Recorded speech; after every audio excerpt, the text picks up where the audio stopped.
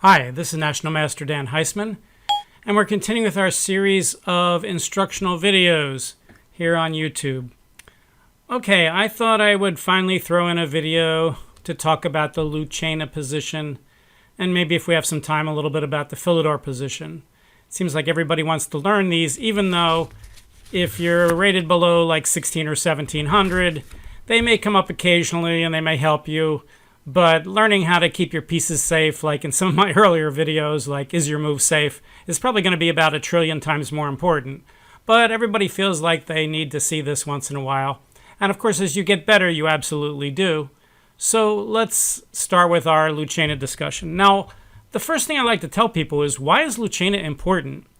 And the reason Lucena is important is you can reach it from a million different positions. So it's a very generic way to finish a certain type of position. What type of position are we talking about? We're talking about rook and a non-rook pawn against a rook. So we have a rook and one pawn against a rook. Like we have here on the board, we have a non-rook pawn, we have a B pawn. The A pawn and the H pawns would not necessarily apply. And Lucena means a position where the offensive king, the one with the pawn, can end up in front of the pawn while the opposing king is cut off. So here we can see that the rook on the C file is cutting off the black king from getting in front of the pawn. And I just wanted to pick out one position that would lead to Lucena before we did Lucena, just to show you in general how important it is. So for instance, I opened up, this is John Nunn's book, Secrets of Rook Endings. And I have example number 215. And he says here, white to play can win by playing king to a5. He's trying to get the king in front of the pawn. Black, if black plays rook c8, white will trade rooks. This goes back to our king and pawn endgame, and now king to b6 will win because of the tic-tac-toe, but king a6 is even easier. So black can't do that. What can he do? Well, let's say he plays rook checks, king b6, rook checks, king a6, exclamation point. Rook a8 check, king b7. And in the book, John Nunn says, and the Lucena position is unavoidable. That's the point. The point is that a lot of these endgames are going to eventually go to Lucena. And rather than playing a few more moves here and getting the Lucena, let's just set up a Lucena position, which is what this will reach in a couple moves. And we'll use a center pawn instead of a B pawn, but it doesn't make much difference, maybe a little tiny bit. All right, so let's clear out the board here, and we'll set up a typical Lucena kind of position. Pawn on the 7th, king in front, black rook trying to keep the king out, white rook cutting off the king, like so. All right, so if we had continued with the example from John Nunn's book, we would have reached a position a little bit like this, except it would have been a B pawn instead of a D pawn. And as I said, that won't make much difference. And now it's going to be white to play and win. And one of the differences between my video on Lucena and maybe some other videos on Lucena is, in my video, we're going to consider all of black's replies on the first move. I see a lot of videos where they only consider his most critical reply, and or a lot of examples. So let's do it. So what does white want to do? Well, the first thing he wants to do is get the black rook away from the E file so that he can get his king to do something. So the first move you play is rook f1 check. And now we're going to have 4 different possibilities. The most common, and the one you see in most of the examples, is king to g7, but we're going to show all of them just to show that you're winning in every one. The one that's easiest to beat is king to e6, which seems like it should be the hardest to beat, but actually white will simply play king to e8 and threaten to get a queen on the next move, and he'll win. For instance, suppose black plays rook h2, we can still get a queen. Rook h8 check, rook f8, and wins. So after rook checks, king e6, king e8, black has nothing. If he plays rook d2, we just get a queen. He takes it, we take it, we mate him with a king and a rook against a king. All right, so that's the easy case. All right, the second case is what happens if the king comes out? And some of these cases have more than one way to win, but I'm going to show you the way that I learned that's easy. And here, what white can do now is simply play king to e8. He's threatening to get a queen. The only move to stop him is rook to e2 check. And now white plays king to f8. This is the move that's not possible if the black king is on the g7 square. And now, of course, black has to play rook to d2. And the easiest win here for white is to now play rook f7. Black will simply wait and play rook to d1. White plays king to d1. Black will wait with rook to d2. And now white cannot get a queen because the king would be overworked. If he gets a queen, rook takes d8, king takes d8, king takes f7 as a draw. So here white plays rook to e7, and on the next move he's going to get a queen and wins. For instance, rook h2, queen, rook checks, king d7, and again we can checkmate him with a king and a rook against a king. So let's do that one again. Case number 2 in the Lucena is you check. If he comes up, you can bring your king over. And now, because he brought the king up, you have this square available. Rook d2, rook f7, rook d1. King to e8, rook to d2, rook to e7, and white wins. Okay, so on rook checks, black can also play king to g8. But if he plays king to g8, white doesn't have to do the famous fourth rank stuff because the king is farther away. So here, white could even probably just play rook to f5. If black waits, king to e7, rook checks, king to e6. And now black cannot play king g7 because after queen, rook checks, king guards the rook. Again, he's going to have a king and a rook against the king. So black would have to play something like check, and white just puts the rook in the way. So that's an easy example. So let's go to the most famous example now in Lucena. The most famous example is rook f1 check, king to g7. Now the king can't go behind, but the rook also can't go to the 5th rank. If the rook goes to the 5th rank, that doesn't work because black's king is going to harass the rook, and if the rook comes over, the black king will get closer and the white king can't come out. So going to the 5th rank, which is possible when the king goes to g8, mouse slip there, going to f5 here doesn't work. So what does work? The answer is going to the 4th rank works.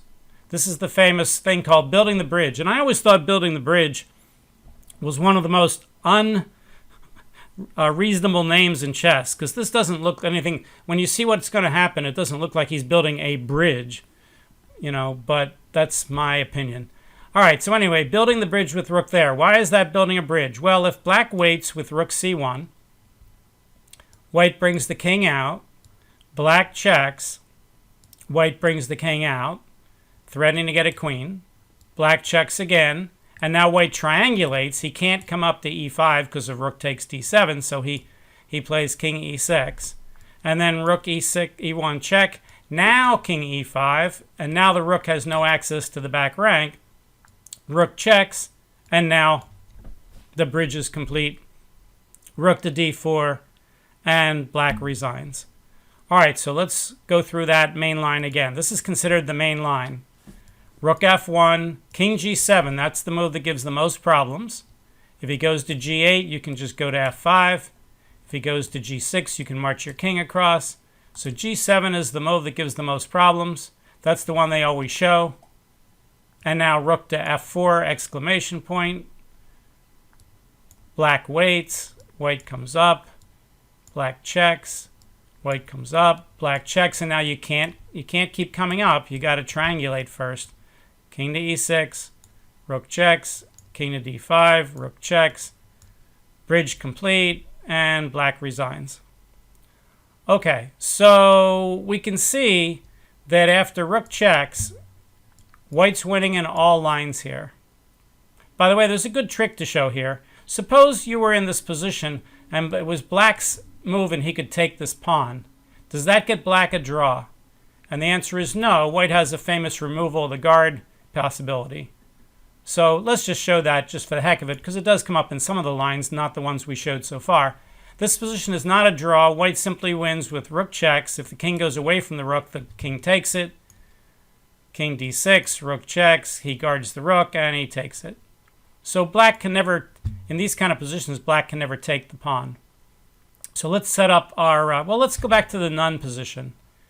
King to b4, pawn to b5. Black king was on. The white rook was on f1, cutting him off.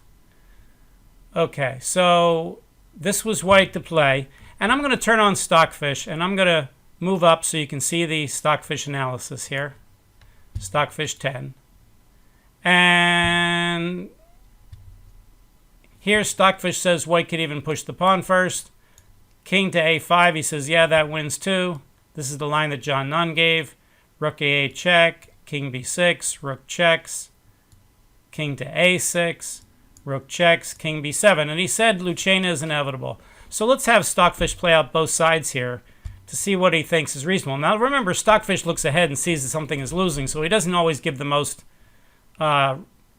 human-like defense. He gives rook a3 here. Let's play rook a2 just to keep him further away. And now the king is across from the king. That's always a good time to check him to force the king further away. King e7. And now he gives rook to b1. But let's not do that. Let's keep the king further away and play b6. Rook to b2. King c7. Rook checks. And now we can go king to b8, looking more and more like that Philidor, right? Rook to b2, b7. He cuts him off with rook to a2. Okay, and now we can see on the bottom, Stockfish says, I'd like to play rook to d4. There's our bridge move, rook to d4.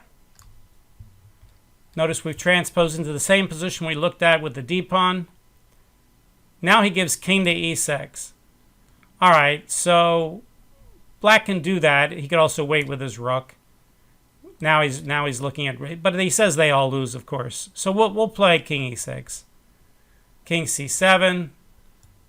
If he plays rook c2 check, king b6. Rook checks again. King c6. There's the triangulation where you don't move away from the pawn. Rook c2 check, king b5, rook b2 check, rook b4, and he says it's mate in 10. So we can see indeed that in Nunn's problem that what he said was true. King a5 leads to Lucena. Now, he also said that b6 wins. So just for the fun of it, let's have Stockfish play b6 first. b6, rook c8. This is cute. White can't trade rooks because it's an immediate draw, as we saw in the video of king and pawn against king. Rook c5, not allowing the king to pass. Rook to g8, king to b5, rook to a8, rook c7 check, king d6, rook c4, king d5, b7, rook b8, rook c7, and now White's threatening to move the king up and then play rook c8. There's really no defense. Stockfish looks ahead and sees this and plays rook g8, rook c8, rook g1, pawn queens. He says, I may as well win the queen. King a6. He can't check him forever here. Eventually, the king could zigzag to a8 and put the queen in the way, or zigzag over to c7 and d8. So checking forever is not a draw. Check, here, check, here. He says, may as well take the queen. Better to take with the rook here than the king, just to leave the king close to the other king. And he says it's mate in 14 with king and rook against king.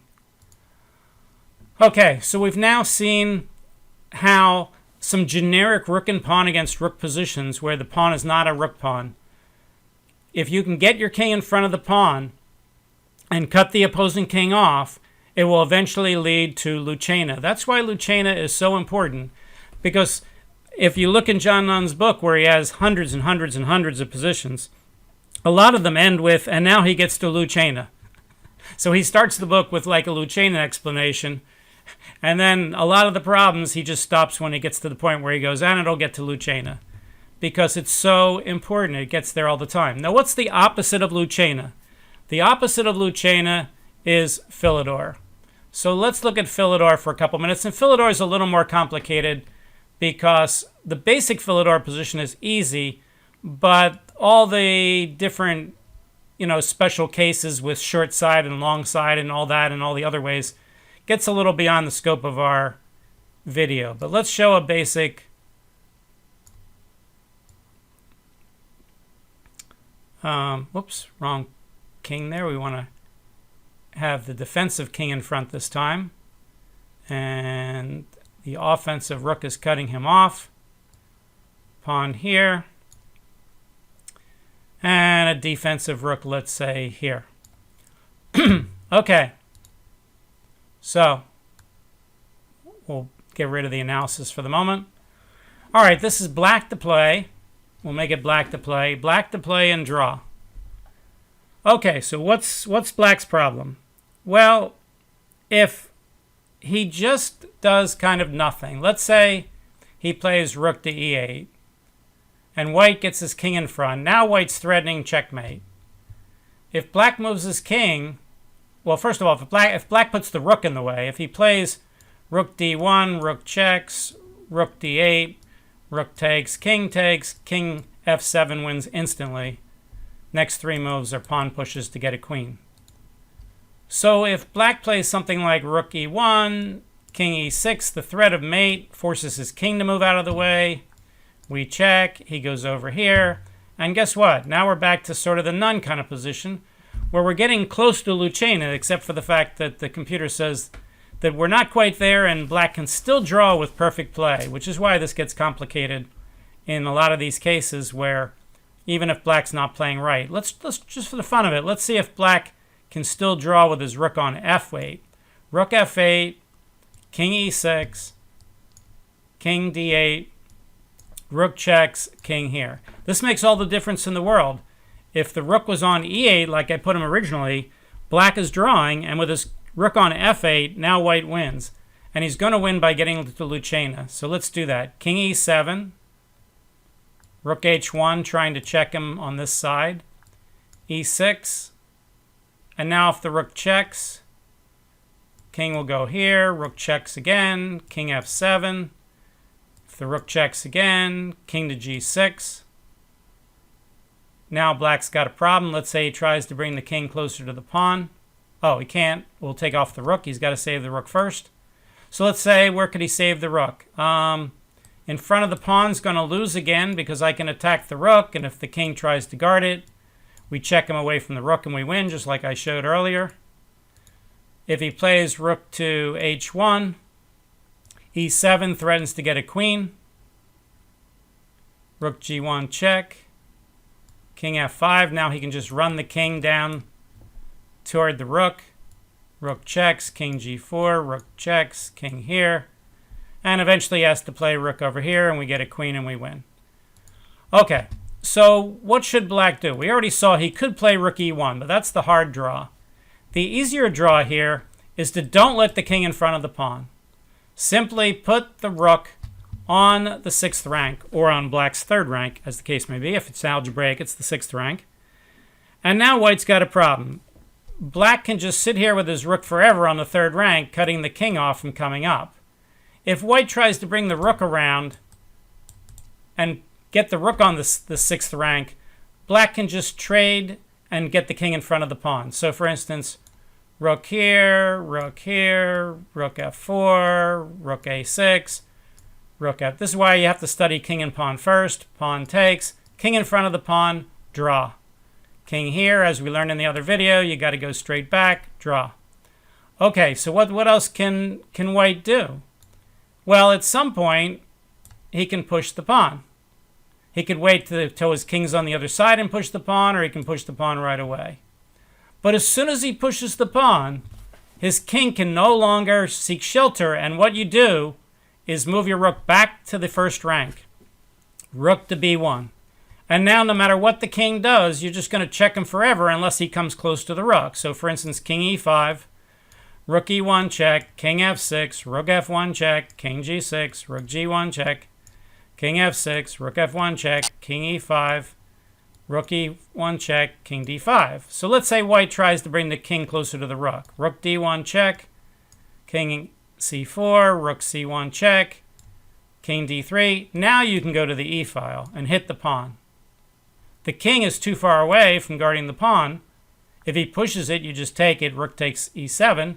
And if he guards it with the rook, now the king can come up. It's attacked twice and you win the pawn. So it's a pretty easy draw. You cut off the king. If he dances around, you just keep your rook on the third rank. Whenever he pushes the pawn, rook all the way back to the first rank. And you just check him forever unless he brings the king closer to the rook, in which case you go win the pawn. Just like I showed. Okay, so this is called a Philidor draw. It's where the black king, unlike the Lucena, in the Philidor draw, the black king is in front of the pawn. In the Lucena win, the offensive white king is in front of the pawn and the black king can't get there. So this is a Philidor draw. Now, does black have to be careful in some of these lines? And the answer is yes. Suppose white's king was over here on f5, and it was white's turn. What could white do here? Well, this is a tricky case because it's white's turn, not black's. If he plays king here, threatening mate, king e6, then just rook b6 check will transpose into a Philidor draw. So the trick is to play king to f6.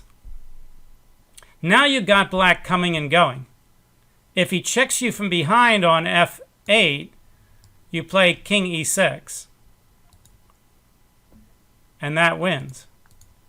On the other hand, if he checks you on b6, you play e6, and now you're going to squeeze out the king and get your Philidor win. Rook d6, rook checks, rook d8. But if instead, let's say he played the rook to the 8th rank right away, rook here, just switch your rook over to the other side of the board and threaten rook h7 check, and there's no defense. So this position with black to play is a draw. Let's see, if white plays king f6 first, both rook checks loses. There is still a draw though, and we have to go back to that same draw we saw when I was first showing you the Philidor, which is the only drawing move now is not to use the Philidor 6th rank, and it's certainly not to check, as we just saw. The drawing move is rook to e1. If I show you the analysis by the computer, if we raise that up again, and we say, what are the two best moves here for black? Not just the best move. Well, it says rook f1 check. Boy, he likes to make me a liar. Oh, no, now he sees the rook f1 check loses. Okay, now I feel better. I thought he was going to tell me that there's two drawing moves. No, there's only one drawing move. Rook to e1 is a draw. And let's show you why. Rook to e1. If he plays king to e6, move your king out of the way, usually going to the, well, here you have the short side over here and the long side over here. Let's say we go to the short side. The computer says makes no difference. And now let's say white checks and black comes out and white plays king here. Black just brings his king back. Now he can't push the pawn because black will take it with check. If he checks him out of the way, king f8. And now if he pushes the pawn, we're going to get an immediate kind of push the pawn. He just checks him. The king can't stop the king from coming in to threaten mate. So king e5, king e8. And we have that same kind of draw where you can check him forever that I showed in the Philidor.